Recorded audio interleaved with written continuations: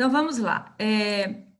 A gente viu, então, né, no semestre passado, a última escola, que foi o romantismo. A gente já viu, né, que as características eram associadas, por exemplo, ao subjetivismo, né, aquele nacionalismo exagerado, mas o subjetivismo era a característica marcante, né, em que o eu lírico, né, sofria muito, principalmente as dores de amor, aquele amor platônico, o que tinha ao redor, o que estava acontecendo ao redor, né, na sociedade, não interessava para o escritor romântico. Interessava para ele a idealização de tudo, a idealização do amor, a idealização do índio, né? Por exemplo, a gente teve lá a primeira geração, que foi a geração indianista, em que o índio era visto como herói e tal. Então, agora a gente vai ver uma escola que é totalmente contrário, né? Que é chamada de realismo. Eu coloquei ali o realismo barra naturalismo, né? Porque a gente vai ver um e o outro em sequência. Uns têm características, né, parecidas, mas a gente vai ver a diferença entre um e outro. Então, a gente vai ver que o realismo, a própria palavra, né, realismo, realidade, vai mostrar que aquele sofrimento particular, né, do eu lírico vai ficar para trás. Agora a gente, né, vai ver mais a questão social, e aí vocês vão compreender aí, no decorrer da explicação, o que eu quero falar sobre isso. Então, vamos lá. O realismo, suas características, né, aí, principais, a objetividade. Então, se no romantismo existia a subjetividade, né, que era o que estava relacionado muito à questão do eu, né, as impressões do eu, a questão da idealização. No realismo, a objetividade tem a ver com a fidelidade ao real, tá? Então, por isso que a gente vai ver, inclusive, que há muita descrição, né, um descritivismo intenso. A gente vai ver isso, inclusive, no Cortiço, tá? A impessoalidade, tá? Então, se no romantismo tudo era mais de forma pessoal, aqui no realismo vai ser marcado aí a impessoalidade. Análise psicossocial dos personagens, né? A gente vai ver também isso muito no Cortiço, por isso que eu creio que nós vamos ler o Cortiço, para a gente destacar algumas dessas características. A contemporaneidade, né? O que estava ali acontecendo no momento, né? Naquele século, né, naquele local, ou no mundo, ou em alguns países. A gente vai ver até, inclusive, o que estava acontecendo aqui, né, no século XIX, né, nessa época, que vai interferir aí na composição das obras realistas. Tá? Criticidade, né, o questionamento aí da burguesia, o detalhismo descritivo. A gente vai ver que no Cortiço, por exemplo, o Cortiço, o próprio nome diz, né, vai falar a questão de um cortiço que era comandado por um personagem chamado de João Romão, e aí a gente vai ver que havia realmente uma descrição, né, minuciosa de todo o cotidiano do cortiço, né, das pessoas, né, das características ali do próprio lugar.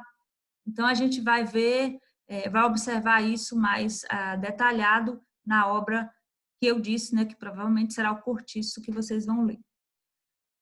Sensorialismo, né, a exploração aí dos sentidos. Então, essas que nós estamos vendo são as características aí dessa escola literária.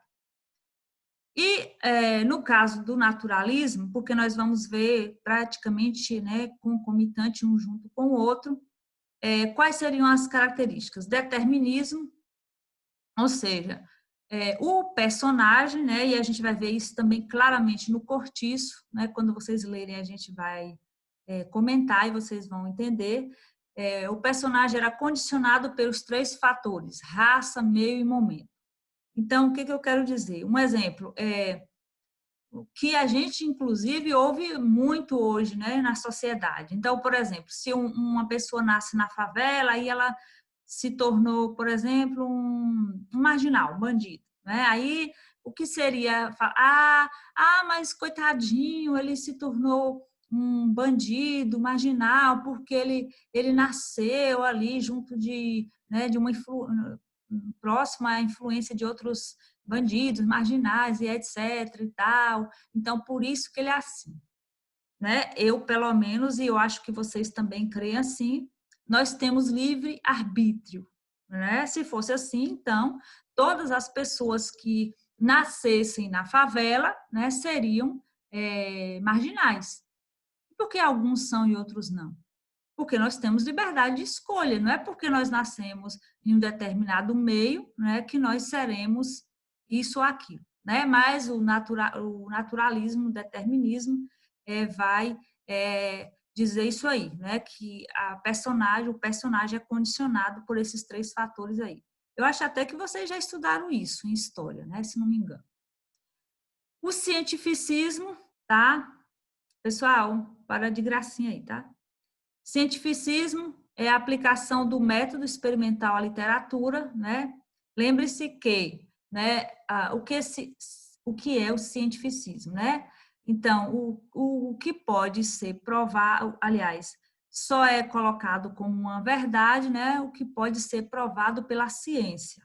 Né? E a gente sabe que não é bem assim, né, que a banda toca. Mas vamos lá, depois a gente vai comentar mais sobre isso. O patológico, que seria o destaque às situações e personagens anormais, doentios, desequilibrados e mórbidos. A gente vai ver também alguns personagens com esse tipo de perfil, tá? Perfil patológico, meio que doentio, tá? A gente vai ver, inclusive, o Cortiço é chamado de romance tese, né? Do naturalismo. E a gente vai ver por quê. Vamos ver o que acontecia historicamente, né, e culturalmente, mais ou menos aí, né, no caso que é século XIX. Quais foram, né, aí qual foi o contexto histórico, né, que perpassou aí essa escola literária, né, realismo e naturalismo.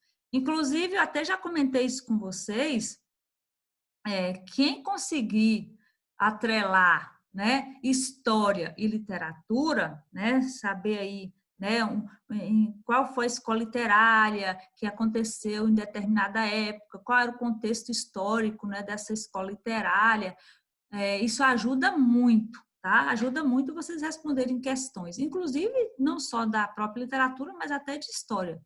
Vai ajudar, né? Porque a literatura não está dissociada ao contexto histórico da época em que ela esteve mergulhada, tá?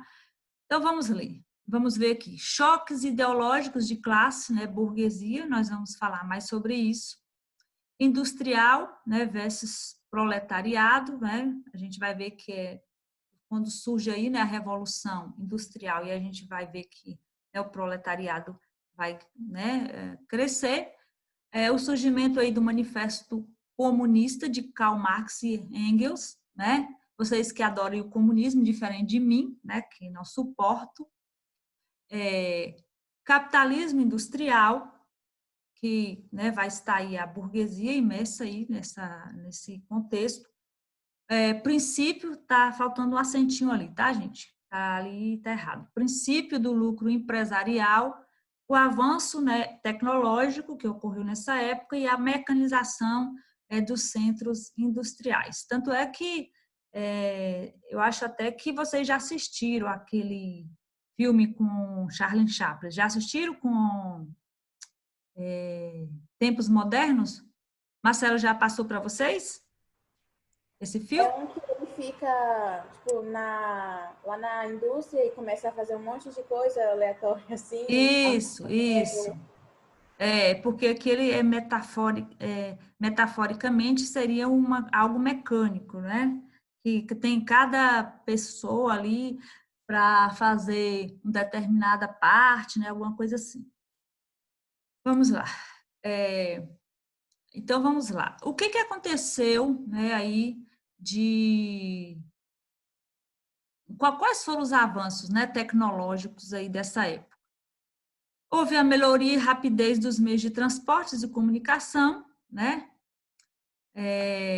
a construção, né, de estradas de ferro, porque, de certa forma, as estradas de ferro, elas serviriam aí seria um meio, né, para escoar e produção de tudo, né? Então, essa construção aí dessas estradas, elas facilitaram, né, isso aí. O telégrafo, né, o avião, né, lembre lá de Santos Dumont, né, o pai da aviação. O automóvel, claro que o automóvel dessa época não é o automóvel que vocês conhecem hoje, né?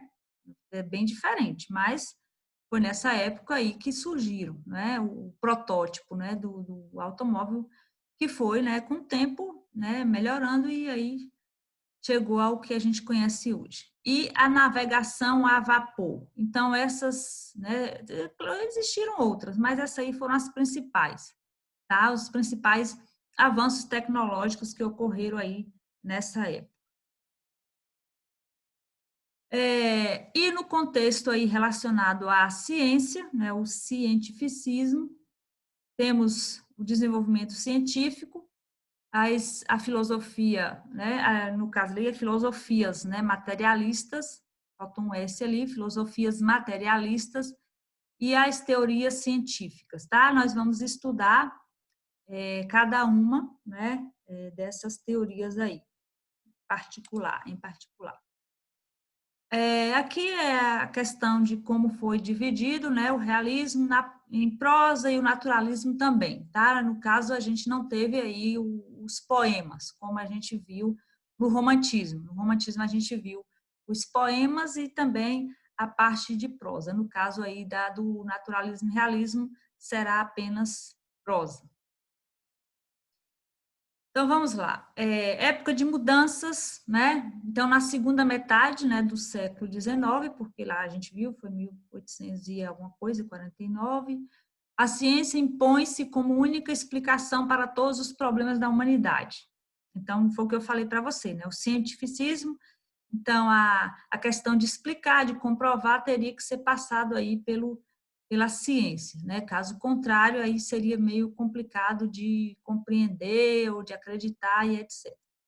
A ciência impõe-se como única explicação para todos os problemas da humanidade. A visão idealizada do mundo e da sociedade é substituída por uma concepção de vida pautada em atitudes materialistas e sem cientificistas. Por que isso acontece, pessoal? Porque, assim, nas outras escolas, né, romantismo, barroco, até o próprio arcadismo, a gente tinha muita questão relacionada à religião, tá? Assim, as pessoas ainda sentiam, né, que deviam a sua vida, né, o que você fazia da sua vida a um ser maior, né, no caso Deus. Tanto é que a gente via no barroco, por exemplo, que o ser humano sofria, né, porque havia aquela dualidade de alma e espírito, né? O espírito queria uma coisa e a alma queria outra coisa. Inclusive, a gente vê isso na Bíblia, né? Então, assim, no caso dessa época, isso fica de lado, né? Eu não sei se a intervenção assim da Igreja Católica principalmente na época do Barroco, que houve muito martírio, né? Das pessoas, porque aqueles que não concordavam com que a igreja... Pessoal, estou falando igreja católica, eu não estou aqui atacando ninguém que é católico, tá, pessoal? Estou falando uma coisa histórica, tá? Então, não leve isso para o lado pessoal, não. Só estou mencionando o contexto histórico. Então, pelo fato, talvez, de as pessoas, né, terem sido perseguidas e até mortas, né, como a gente viu, fez com que, nessa época, as pessoas deixassem, né, de lado, né, a questão religiosa, essas questões relacionadas à fé e etc. Por isso que diz aqui, né, a visão idealizada do mundo e da sociedade é substituída por uma, né, concepção. Lembra que visão idealizada do mundo, né, lembra de idealização. Quem é que fazia isso? Era o romantismo, o romântico que idealizava tudo, né? E aí a natureza ali estava, né, permeava esse contexto, até a religião também permeava. E né, agora não. Agora o que vai acontecer? Essa idealização, né, vai ser substituída, né, por essa questão aí de atitudes, né, materialistas e cientificistas, tá? E a gente vai ver por que isso vai acontecer.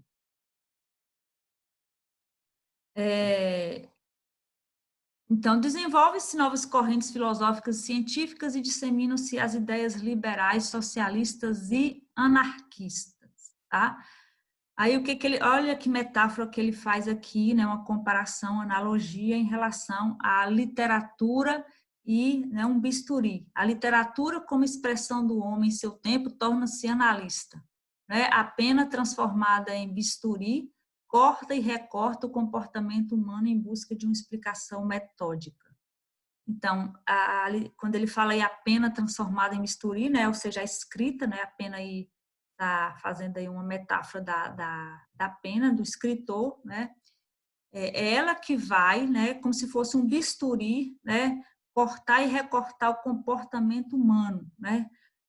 A gente vai ver isso bem explicadinho no Cortiço, né, por todo o comportamento dos moradores daquele local. Por isso que ele é chamado o romance de tese, vai testificar, né, testemunhar o que todas essas mudanças, todas essas correntes filosóficas, né, que estavam aí ocorrendo nessa época.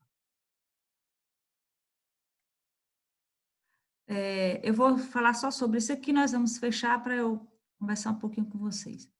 Épocas de mudanças, os arrobos do coração romântico cedem espaço a uma concepção materialista apoiada nas conquistas científicas, o naturalismo. O bom crioulo insere-se nesse momento. E aí, na próxima aula, a gente vai falar sobre não só o bom crioulo, mas também sobre outras obras, né, que vão permear aí